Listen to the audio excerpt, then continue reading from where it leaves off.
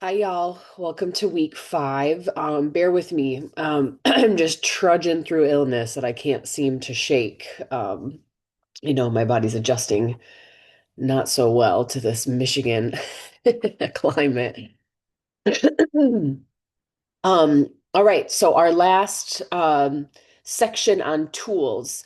So today we're continuing our tool sequence, but moving into tools that most explicitly shape what the experience becomes about. In other words, how meaning is generated, amplified, stabilized, or derailed. We'll focus on phenomenology and meaning making through the lens of set, setting, and dose. Across this week's reading, we'll treat tools as active ingredients of the therapeutic process, things we can intentionally design, not just background conditions. As we go, keep holding two frames at once: the neurobiological frame, how these variables shape attention, emotion, memory, and perception, and the relational frame, how these variables shape the interpersonal field for couples and families. So, just wanting to give you a bit of a roadmap here based on our learning outcomes for this week. So, first, we're going to analyze how set and setting and later music shape phenomenology and meaning making. Phenomenology here means the lived texture of the experience, what it feels like, what shows up, what salience certain memories or themes take on, and how the person makes sense of it. Second, we're going to move from analysis to design. What do we control? What do we co create? And what do we stay humble about? Third, we'll explicitly apply cultural humility because set and setting are never culturally neutral. What feels safe, healing, or sacred in one cultural frame may feel alienating or even coercive in another. In couples and family work, we also have multiple sets simultaneously, multiple nervous systems and meaning making systems in the room. So Calloway is doing something important. He's revisiting a classic triad: set, setting, and dose. But he's trying to rescue dose from being treated as a boring technical footnote. In popular discourse, we often hear set and setting as if it explains everything, and dose is assumed. Calloway argues dose has nuance: what chemical, how much, how pure, how it's administered, how often, and with what tolerance effects. So he's laying a foundation that the psychedelic experience is not reducible to one factor. For our purposes, we can translate this into therapy language. Clinical outcomes emerge from interaction effects among person, context, and interaction parameters. And in relational work, we widen set to include relational set. This is things like attachment expectations, trust, power dynamics, and roles. So Calloway defines dose as the external chemical input. Set is the internal state. So psychological, somatic, cultural, linguistic, intentional. Setting is the external environment. But importantly, it's not just the room, it's also the social field, implicit norms, and what the person perceives as possible or dangerous. The key idea is that the psychedelic effect is an emergent phenomenon created by these overlapping factors. Clinically, I want you to hear: if an outcome was difficult, we don't moralize it as the client wasn't ready or the medicine didn't work. We ask, what was happening in set, setting, and dose parameters? And in couples and families, we ask, whose set, whose safety, whose cultural norms were built into the settings? So Calloway leans into the idea that the experience is inherently perspectival and meaning laden. The trip metaphor matters because it's not just a state, it's a process unfolding across time. He describes how a lifetime's material can feel available for inspection. Clinically, this supports why integration matters. The experience may create strong memory traces and new associations, and those can be healing or destabilizing. And we can connect this to mechanisms of meaning. Psychedelics increase salience, so think like what feels important, true, emotionally charged. In couples work, this can surface relational narratives. I've always been alone. I can't trust you. I am too much. I need you, and that scares me. Narratives like that. Our job is to create conditions where these meanings can be held, named, and metabolized relationally rather than weaponized. Dose matters because intensity and duration shape what is possible in the therapeutic window. A longer session demands more containment, pacing, support, and post session integration scaffolding. A higher intensity session can increase the probability of breakthrough experiences, but also increases risk of overwhelm, dissociation, panic, or meaning fragmentation. Clinically, we think in terms of a zone of tolerance. And dose is one lever that shifts people out of or within that zone. In relational work, we also consider how intensity might amplify attachment alarm, especially in partners who interpret emotional intensity as danger. Calloway highlights that dosing is not isolated, it's temporal. Tolerance means if someone repeats dosing too soon, the effects attenuate, which can lead to escalating dosing or disappointment. Clinically, it matters because people may chase intensity to quote get back to a prior experience. That chasing itself becomes part of the set. Things like expectations, urgency, and pressure. With couples, this can show up as it worked for us once, why not now? Tolerance becomes a useful psychoeducational point.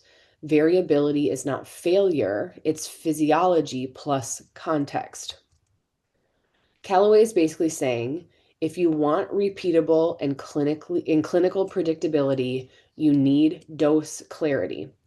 This isn't an argument against natural, but a caution against romanticizing natural as inherently safer or wiser. For therapy training, the parallel is important. Clear parameters reduce noise. If we want to evaluate outcomes, we need to know what happened. Purity and standardization reduce confounds, and from a cultural humility lens, clients' beliefs around natural versus synthetic are part of set and meaning making, so we don't dismiss them, but we also don't collude with misinformation. This slide is key for phenomenology. The root shapes how quickly the experience arrives, how much time there is to orient, and how narratively coherent it becomes. Rapid onset can be breathtaking, but also disorganizing, less runway for grounding. Slow onset can allow gradual entry, but might increase anticipatory anxiety. For couples and families, rapid onset can destabilize co regulation. Partners may lose their usual relational anchors quickly. So, route is a design variable with psychological consequences. Again, dose isn't just a number. Callaway is broad, set is mood, mindset, and meaning framework. Notice he includes language itself. Our vocabulary limits how we can represent the experience. That matters clinically. If someone cannot articulate what happened, it may remain raw, unintegrated, or easily distorted into shame. For couples and families, set also includes relational expectations. My partner will abandon me. These are quotes. If I need, I'm weak. If I cry, I'm unsafe. These are some belief systems. These expectations shape what the medicine reveals and how it's interpreted. So this slide is how we bridge psychology and pharmacology. Callaway argues set isn't purely mental. It includes body and genetics. Clinically, this reinforces non-blaming interpretations. Two clients can do the same thing and have different experiences. In couples, this can prevent comparative meaning making. Why did it hit me harder than you? We normalize variability and invite curiosity rather than hierarchy. Callaway emphasizes that setting is the easiest lever to control. For clinical work, this becomes a responsibility. We can't control everything, but we can design environments that reduce unnecessary stressors. Importantly, clean and comfortable is not universal. Comfort is culturally mediated. Some people feel safe in minimalism, others feel safe in warmth, family objects, and spiritual cues. So we co design rather than assume. Callaway doesn't fully develop therapist presence, but for our course, we must. In psychedelic therapy, the therapist is part of the environment. Presence acts like an emotional climate. A therapist can become an anchor, a threat, a judge, a rescuer, or a witness. In couples and families, therapist presence shapes whether the session becomes a collaborative, meaning making space or a performative courtroom. So if we look at learning outcome 5.2 for this week, it lives here. We intentionally design the interpersonal environment, how we speak, how we regulate, how we orient clients to choice and consent. So this is one of Callaway's most clinically useful statements. Chemicals don't contain miraculous powers. They release and reorganize what's already there, and they increase the influence of setting cues. In practical terms, the environment, music, therapist micro movements, and relational tone can become meaning making, or I'm sorry, meaning determining stimuli. A small cue can become enormous. A therapist's facial expression can become proof I'm bad or proof I'm safe. So we design carefully and repair quickly. This is where cultural humility becomes nuanced. Callaway critiques vitalism historically, yet clients may hold spiritual frameworks that are deeply meaningful and clinically protective. Our stance is a both and. We don't ridicule spiritual meaning. We also maintain pharmacological literacy. We can say things like, it makes sense you experience the medicine as a teacher. And also something like, we know these molecules interact with serotonin systems and that changes perception and memory. The point is not to colonize meaning with science, nor to abandon responsible psychoeducation. It's to hold multiple ways of knowing. Callaway links psychedelic science to politics. Fear-based policies limited research and shaped cultural narratives. For us and US students, this matters because set and setting aren't just individual, they're socio-political. A client's fear of legal consequences, stigma, or community judgment becomes part of set. This is something that we ran into in our clinical trial in Alabama. Many of our clients or our participants had previous engagement with the carceral system, so they were worried, especially since it was a study that was being conducted at a university that, an institution that didn't necessarily have the best historical reputation with the community. That perhaps this was a sneaky way of getting them to do something illegal so we could arrest them. So that was something that we really had to work on building trust. So the therapist institutional context becomes part of setting. For marginalized clients, setting includes historical trauma and medical mistrust. So the third learning outcome of this week, cultural humility, requires we explicitly consider structural context. So Callaway treats microdosing as a distinct dose strategy, more like porous boundary rather than full dissolution. Clinically, macrodosing can catalyze major reorganization, but requires extensive support and integration. Microdosing is framed as potentially supporting focus, conversation, and incremental work, though we also need to be clear. Evidence varies by substance and context, and in many jurisdictions, this is not legally accessible. Still, as a concept, it teaches you that dose is a therapeutic design variable. The question is, what therapeutic task are we trying to support? Breakthrough, grief processing, relational repair, or gradual capacity building? This is crucial for meaning making. A profound experience can be transformative, but it's not automatically therapeutic. Couples may have unity experiences and then return home to the same conflict cycle. So we treat the experience as opening a window. What happens next? Things like narrative reconstruction, behavioral commitments, relational repair, or community support determines durability. This fits our course emphasis. Meaning making is a mechanism. We help clients stabilize meaning in ways that support relational security and values consistent living. So, this is where we make it systemic. In dyads and families, there isn't one set. There are multiple, sometimes conflicting. One partner may seek closeness, the other fears engulfment. One may interpret emotional expression as intimacy, the other interprets it as danger. When you add psychedelic states, these differences can intensify. So preparation and contracting become relational. We co-create shared intentions and clarify what support looks like for each person. We build explicit consent around touch, proximity, eye contact, speaking, silence, because those are setting variables that become meaning laden. So let's operationalize setting design. Predictability reduces threat. Accessibility means we design for diverse sensory needs, neurodiversity, trauma sensitivities, chronic pain, and disability, all of those different needs. Trauma-informed setting means we avoid surprise and support agency. We avoid surprises and support agency. So you may say something like, here's the plan, here are your choices, here's how you pause or stop.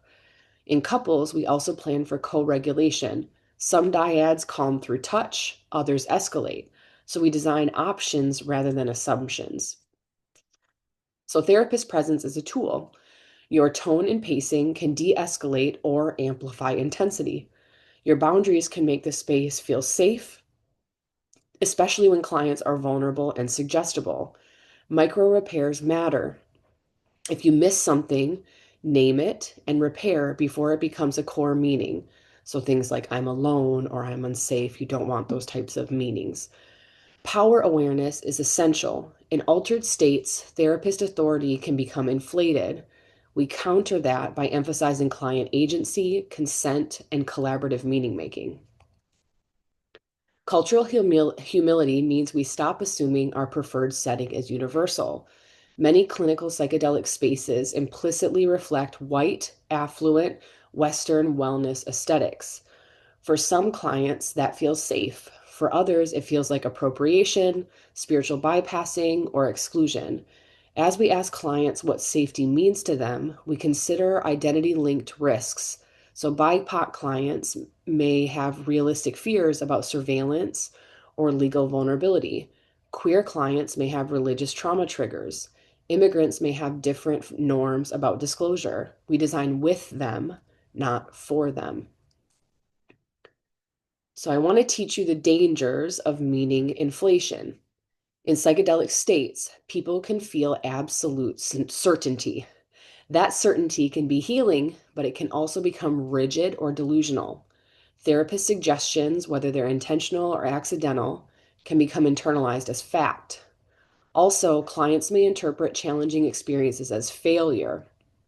We preempt shame. So we say things like, there is no right trip. In couples, a major risk is weaponization. So they might say something like, the medicine showed me you're toxic. So we plan integration to prevent post-session harm and to keep meaning relational and accountable. So these are integration questions that map directly into the triad, the 4 questions here. What was released from within? What in the setting shaped what emerged? What dose, route, timing factors might have mattered? What meanings support values and relational security?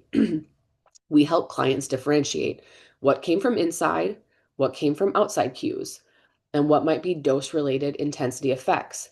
Then we move to meaning selection. Not every meaning is equally helpful. We ask which meanings support values, consistent action, and relational security. For couples, we can ask, how do we translate insights into repair, new rituals, and different conflict moves? So I just want to offer a couple of questions, like sorry, this is supposed to say reflection questions. So I want you, for the first question, to grapple with the concept of power.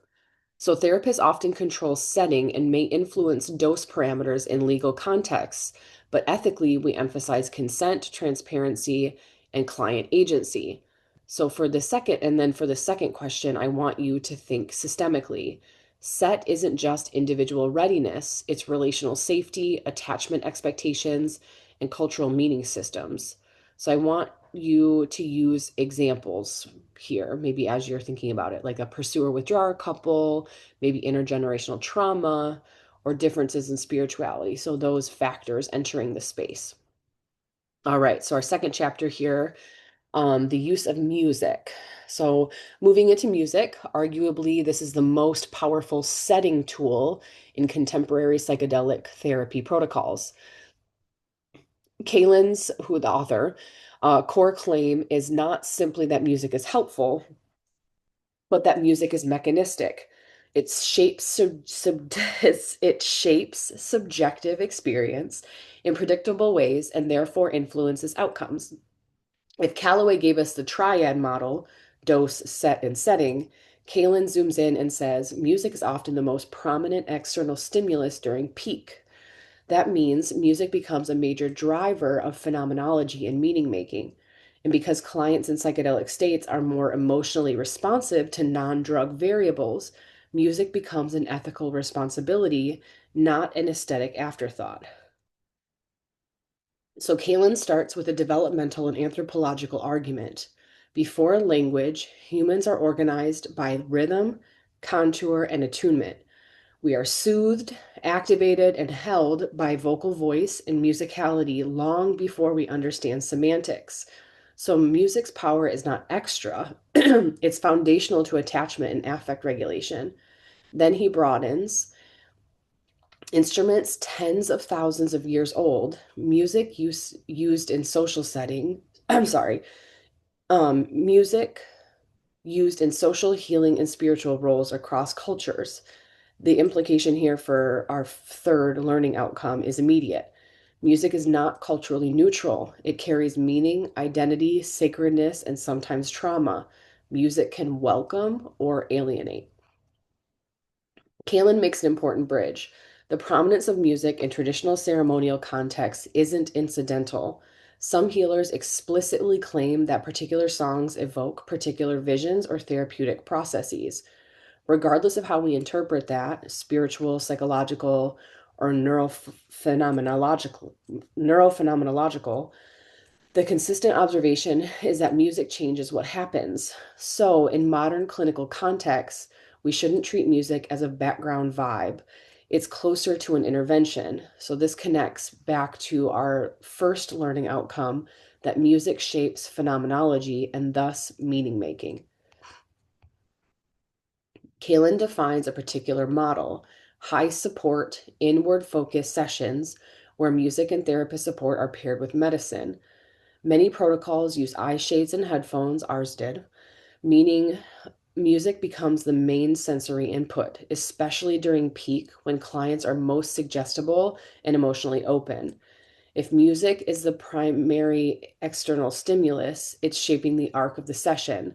So, from a design standpoint, choosing music is akin to choosing an intervention strategy.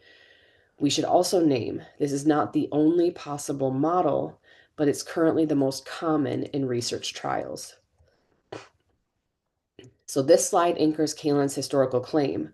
Early researchers noticed that the drug didn't mechanically produce the same therapeutic experience. There was variety, sometimes healing, sometimes challenging, sometimes neutral. That begged the question, what determines what kind of experience emerges? The answer is non drug variables. Mindset, environment, social atmosphere, and music become amplified under psychedelics. Importantly, Kalin reframes this amplification, not a confound to eliminate, but a mechanism to use ethically. This is a big conceptual leap. Context is not noise, it's signal. This is one of the most important conceptual statements in psychedelic therapy. The medicine is an enabler, not the healer itself. Therapeutic change is linked to specific experience qualities, often described as peak or self transcendent experiences, emotional breakthroughs, insight, and meaning. That brings us to the central clinical question: what conditions make these experiences more likely safer, and integratable? Kaylin's answer is that music is one of the most powerful levers we have to shape the experience. Kaylin organizes the rationale into four motivations. This is clinically useful because it keeps us from thinking music is good. Instead, we ask, what function are we trying to support right now? Do we need wonder and transcendence? Do we need grief release? Do we need memory activation? Do we need reassurance and stabilization? Notice these can be a tension. Music can intensify emotion or soothe it. So the therapist's job is to track phase and process and choose accordingly. Kaylin brings in research suggesting that under psychedelics, music evokes stronger emotion of wonder and transcendence than placebo conditions. In depression trials with psilocybin, the music experience itself correlated with peak experiences like bliss and union. This is a strong claim. Music isn't just accompanying peak experiences, it may help produce them. For teaching, I want to emphasize peak is not a goal we force, it's a phenomenon we can create conditions for. And culturally, peak experiences are interpreted through the person's belief system, so we hold them gently and don't impose metaphysics. So, this section gives us very quotable clinical language. Patients or clients describe being unable to resist the emotional movement of music. That's huge for therapy because defenses soften and the emotion becomes more accessible.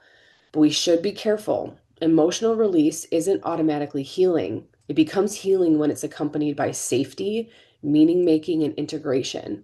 So, for couples, emotional release can be transformative if it's held relationally and translated into new attachment meanings. So, they may say something like, I can feel and be held, or my partner can witness me without fixing. Those would be goals. Where Kalin is linking phenomenology to neuroscience, the combination influences mental imagery and autobiographical memory systems. Clinically, that means music can unlock narrative content, life events, injuries, relational scripts. In couples and family therapy, this matters because autobiographical reliving can reframe current conflict. So they may say something like, I'm reacting like a scared child. The fight is about abandonment, but it can also overwhelm. So we need pacing, grounding, and careful integration. So this is a stabilizing function. When clients are in high arousal or fear, music can act like a supportive presence. Many patients or clients, participants, experience music as holding them. So looking at our second learning outcome, this becomes part of environmental design. Music is a safety tool. But the caution is that reassurance must not become avoidance. Sometimes clients need to stay with difficulty. Sometimes they need rescue from overwhelm. Therapist discernment matters. Kaylin uses a simplifying metaphor. The mind is like an inner roadmap built from predictions and learned representations. Psychological suffering can arise when the map becomes rigid or misaligned with current reality. Therapy, broadly, helps revise the map. New self understanding, new emotional learning, new behavior. This is a useful teaching bridge for students. It's compatible with CBT schemas, EFT working models, narrative meaning systems, and psychodynamic internal object relations.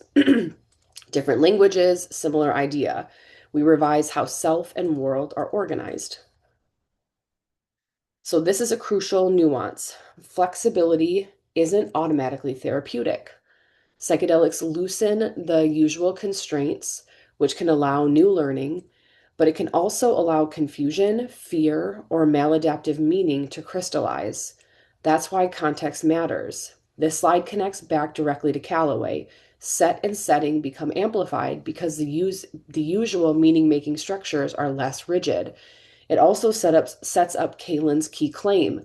Music provides direction when the map is temporarily loosened. This is the heart of Kaylin's argument. In the absence of the usual organizing map, music offers a nonverbal organizing principle.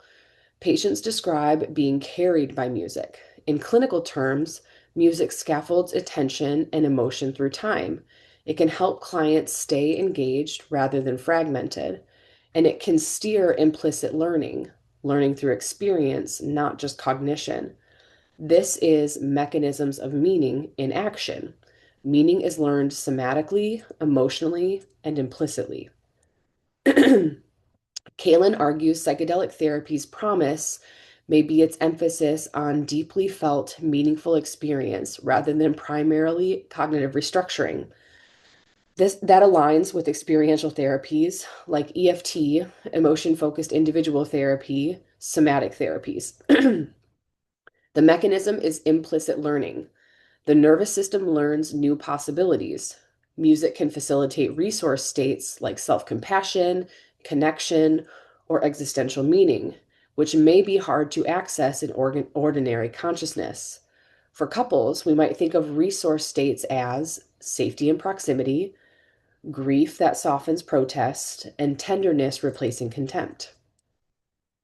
This is one of the most clinically transferable ideas. Affect attunement is not about matching the same words. It's matching intensity, rhythm, emotional contour. In therapy, we do this verbally and non-verbally. Kalin suggests music can function like an attuned caregiver, reflecting and holding the client's internal state in a way that supports emotional learning. Under psychedelics, this may be amplified. Clients become immersed. So, looking at our second learning outcome, this is an argument for music as part of therapist presence. Music becomes a co-therapist, but only if it's used ethically. Kalen's point here is subtle. Music can be evocative without dictating a specific narrative. That's important ethically because we want meaning to arise from the client's psyche, not from therapist suggestion. Music can evoke longing without saying what you should long for. This reduces the risk of coercive meaning making. But again, culture matters. Musical styles carry associations. What feels universal to one person is specific to another.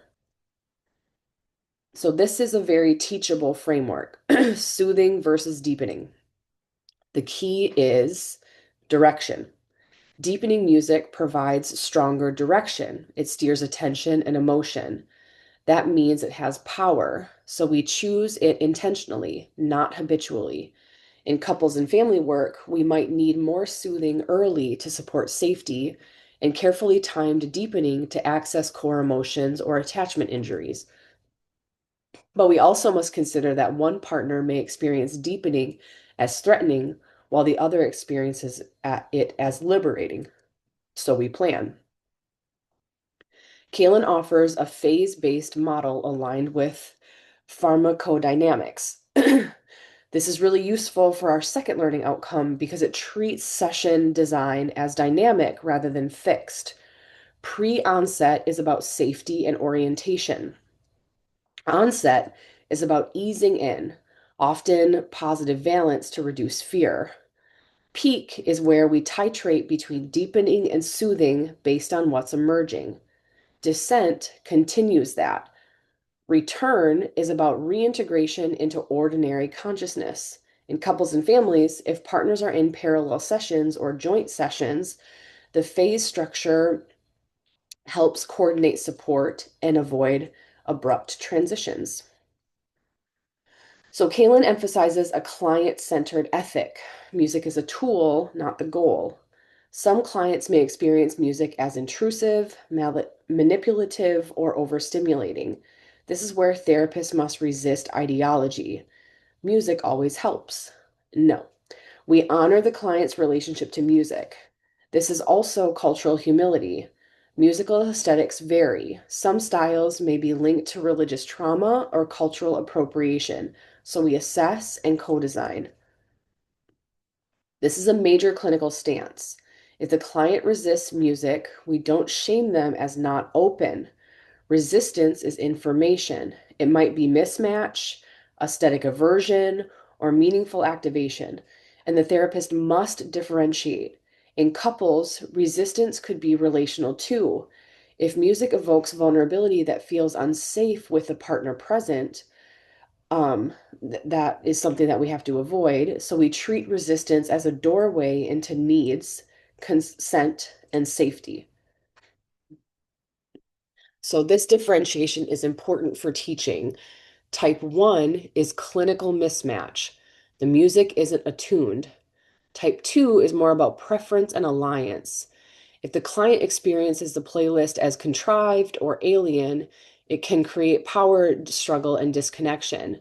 Type 3 is the hardest. The music is doing something therapeutically relevant, but the client wants to avoid it, like grief or fear or death imagery. Each requires a different intervention, and confusing them can cause harm. If you treat type 1 mismatch as type 3 therapeutic challenge, you may re traumatize. If you treat type 3 meaningful activation as type 1 mismatch and immediately change the music, you may rescue the client from some essential processing. Kalen's interventions map onto relational therapy principles. Type 1 is like rupture repair. You might say something like, I missed you, let's attune. Type 2 is alliance building. You might say something like, your preference matters, we co-create. Type 3 is experiential work. You might say something like, this is hard and we can stay with it together. For couples and families, this framework can even be applied to relational resistance. One partner's reaction may be mismatch, aesthetic boundary, or meaningful avoidance. Therapist presence must be steady and non-coercive. So this is an underrated point. If music is direction, silence is the removal of direction. Sometimes the most ethical choice is to stop steering. Silence can allow internal consolidation, therapist-client dialogue, or simple nervous system rest.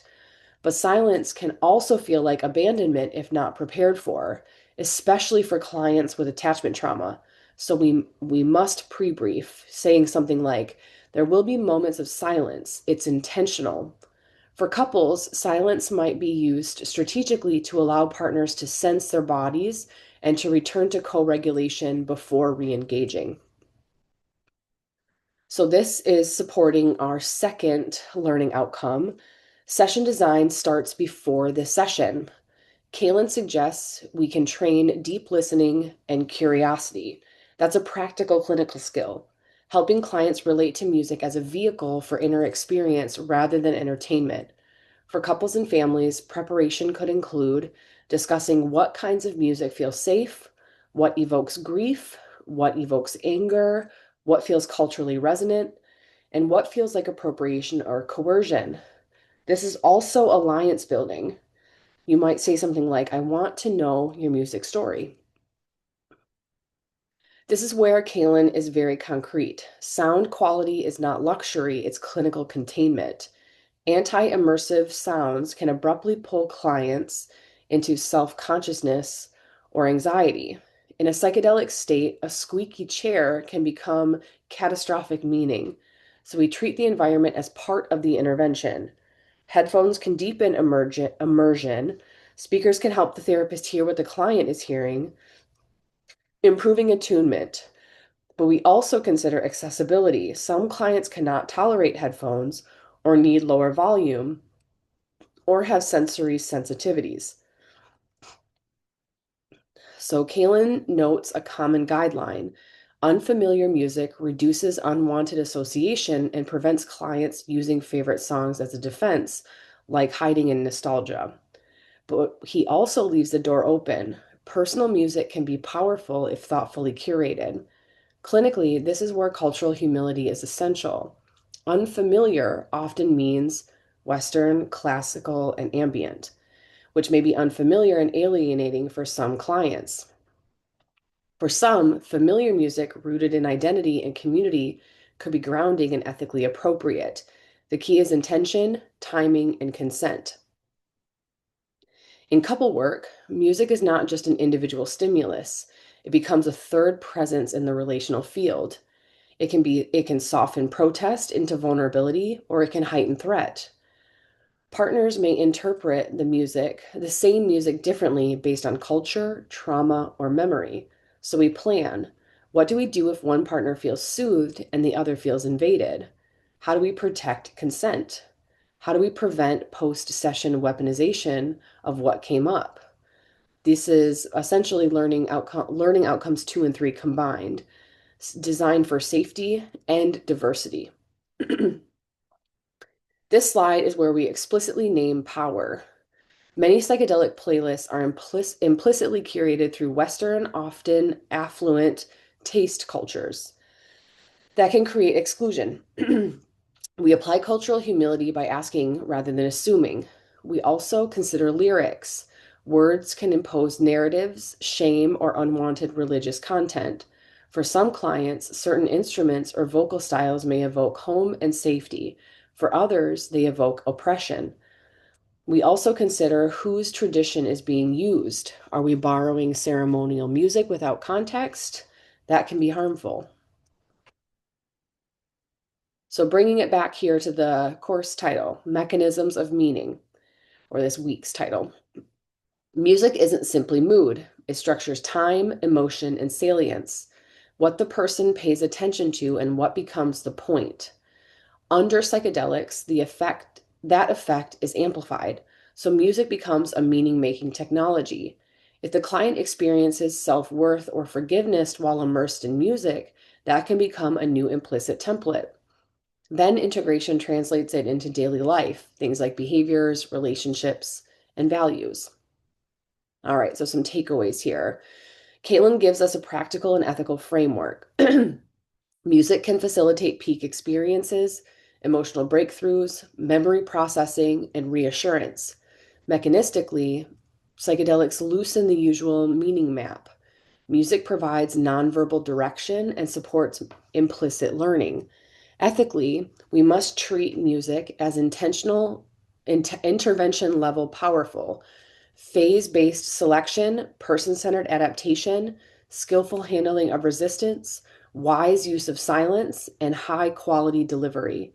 And culturally, we co-design because music is identity. So sorry, these are supposed to say reflection questions. I thought I changed it. So for question 1, I want you to think about possible signs of overwhelm, dissonance, manipulation feelings, increased intellectualization, agitation, or withdrawal. So also non-verbally thinking about body tension, shallow breath, removing headphones, and restlessness. For question 2, I want you to propose an actual process.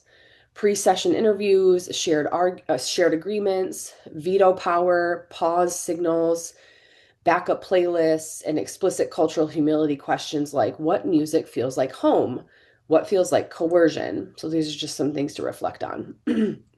All right, y'all, our last reading of the week. This was written by my postdoc mentor, Peter Hendricks. So just giving you a little taste of who I learned from.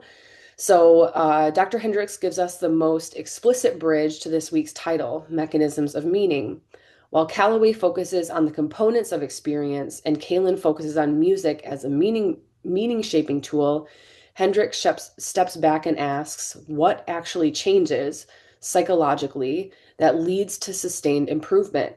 His answer is not primarily neurotransmitters or catharsis, it's meaning.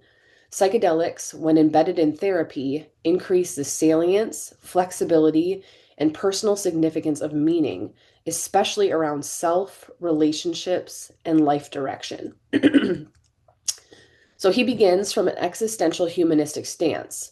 Many forms of distress are not just about symptoms, but about meaning collapse. People feel stuck in stories like, I'm broken, nothing matters, or this pain defines me. These meanings organize emotion, behavior, and identity. From this lens, therapy is not simply about reducing anxiety or depression, it's about restoring a sense that life, self, and relationships are meaningful and navigatable. This framing is especially relevant for trauma, addiction, depression, and end-of-life contexts. So this slide grounds meaning as a mechanism, not a poetic add-on. When meaning shifts, motivation shifts. When identity narratives shift, behavior follows. This aligns with narrative therapy, EFT, ACT, and existential approaches. ACT is acceptance and commitment therapy. Hendricks is arguing that psychedelic therapy works so powerfully because it doesn't just tweak thoughts, it reorganizes meaning at a deep experiential level. So this is essentially our first learning outcome in an explicit form. Meaning making is not phenomenal, it's causal. Epiphenomenal. Sorry, it's causal. Here's where awe becomes central. Hendricks doesn't always name awe explicitly, but it's embedded throughout his model.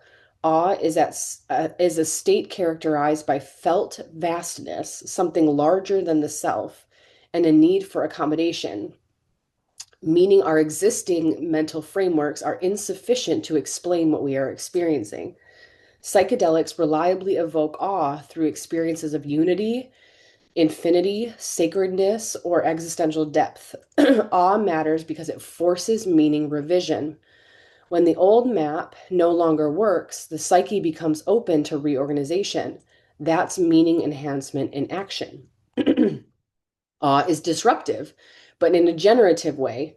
Research outside of psychedelics shows that awe reduces self referential processing and increases humility, curiosity, and pro social orientation.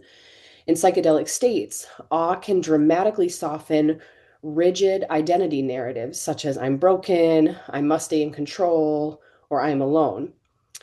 Hendrick's model relies on this disruption. Awe loosens the grip of the old story before a new one forms. Clinically, this is a window of high plasticity and high ethical responsibility. Hendricks emphasizes that psychedelic experiences feel meaningful in a way that ordinary insight often does not. Awe is why. Awe gives meaning emotional authority. It feels discovered, not constructed. This is why clients may say, I didn't just think it, I knew it. That's powerful, but also risky. Awe can anchor life enhancing meanings, or it can prematurely cement interpretations that haven't been reflected on yet. Therapy helps slow this down without invalidating the experience. So, this is the heart of Hendrick's model when awe is made explicit. Psychedelics often induce awe. Awe destabilizes meaning. Destabilized meaning becomes flexible. Flexible meaning can be reconstructed. Therapy's role is not to define the meaning, but to support reconstruction in ways that enhance well being. This is why integration is essential. Awe opens the door, but walking through it requires reflection, embodiment, and relational grounding. One of the most important clinical distinctions we can teach is this. Awe opens meaning, but certainty closes it.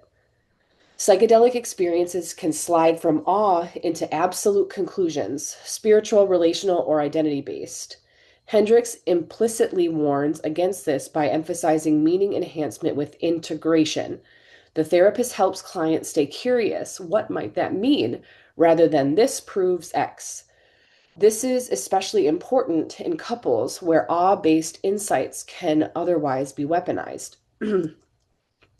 In relational contexts, awe can be profoundly connective.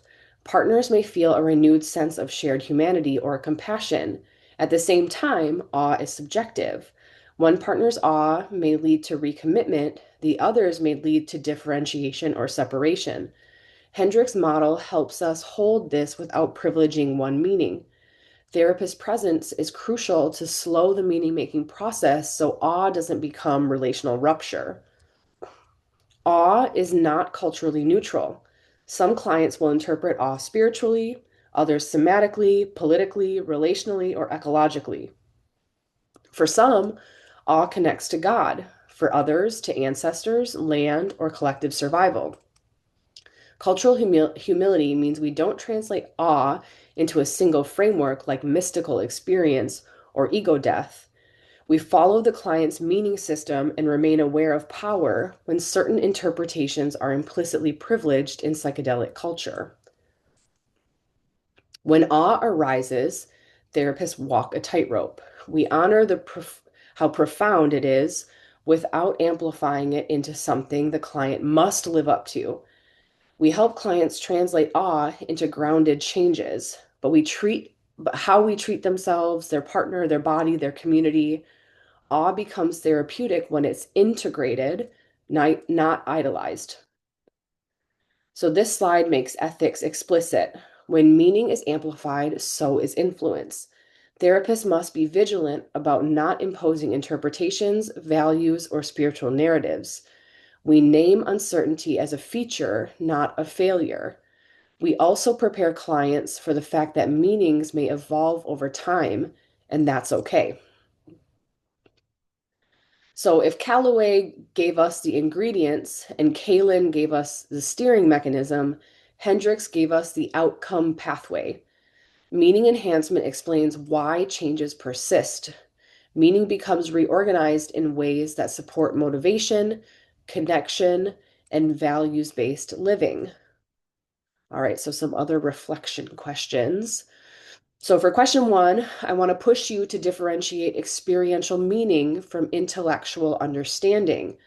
For question two, I'm looking for answers about consent, reflective questioning, collaborative integration, and cultural humility. All right, so integrating the three readings. Callaway tells us what shapes the experience. Kalin tells us how we steer it. And tells us why it matters. Together, they form a coherent model. Context shapes phenomenology. Phenomenology shapes meaning. Meaning shapes changed. All right, so just some closing reflection for you. These tools are powerful because they work at the level where lives are organized in meaning. That power demands skill, humility, and care. As therapists, we are not technicians manipulating experiences. We are stewards of meaning in vulnerable moments.